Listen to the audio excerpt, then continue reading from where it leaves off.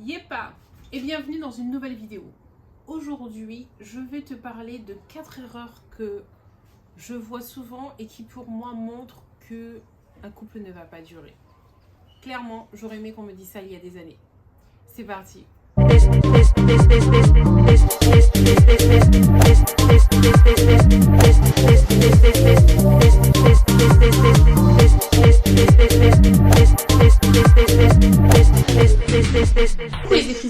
La première erreur, je dirais, c'est de vouloir lui plaire à tout prix et du coup, tu te perds toi.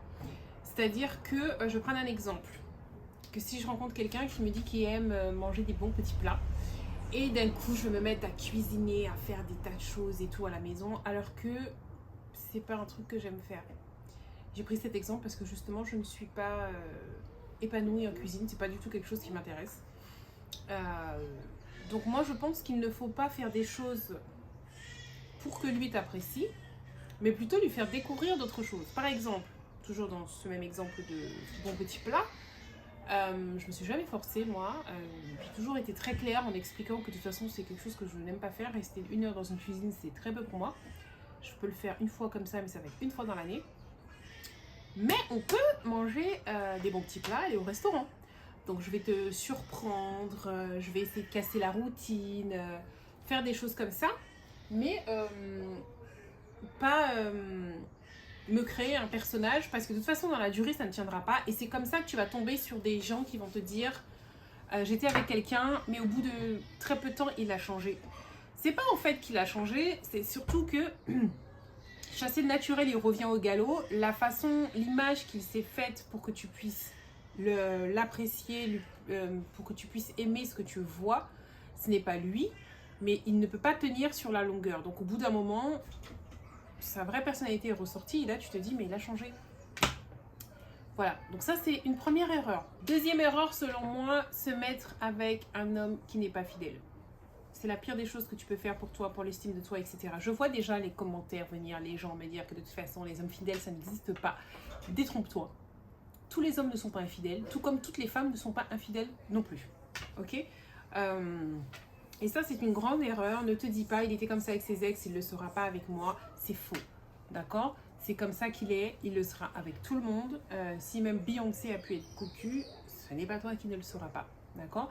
Tu n'as rien qui va faire, qui va rester avec toi et qui ne va pas faire ce qu'il a fait avec ses ex. Tu n'as pas de cocotte magique. Ok? Donc, moi, je dis, quand tu rencontres ce genre de personne-là, il faut fuir. Il faut fuir. On ne va pas analyser à se dire ok, il n'est pas encore prêt, c'est un manque de maturité, ou alors on n'a pas les mêmes valeurs, ou je sais pas quoi.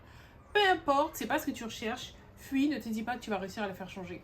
Voilà. À moins que vraiment que cette personne a conscience de ça et est sur la voie pour changer, mais avec l'aide d'un professionnel. Et non pas en mode en train de pleurer. Je vais changer, reste, tu verras, je vais arrêter, je te promets, nanana. Ça, c'est que du blabla. Mais si la personne voit un spécialiste, c'est-à-dire fait vraiment des choses concrètes pour changer, et non pas juste dit je vais changer point barre et puis voilà, genre par sa seule volonté, c'est mort, fuis, loin. Troisième erreur aussi, c'est se mettre en couple avec une personne alors que tu n'as pas fait le deuil de ta précédente relation. Erreur fatale, classique si je puis dire, c'est-à-dire que tu ne peux pas venir dans une nouvelle maison avec toutes tes valises et tous tes bagages sales. Enfin, c'est pas possible. Il faut vraiment que tu règles ça, que tu te retrouves, que tu te recentres sur toi-même et ensuite tu peux recommencer une relation. C'est très important. Il y a des gens qui vont te dire oui, mais ils vont finir une relation lundi, ils vont se mettre en couple mercredi. Why? Voilà. Fais le point. Qu'est-ce qui n'a pas fonctionné? Qu'est-ce que tu attends d'une relation? Enfin, voilà. Pour moi, c'est important.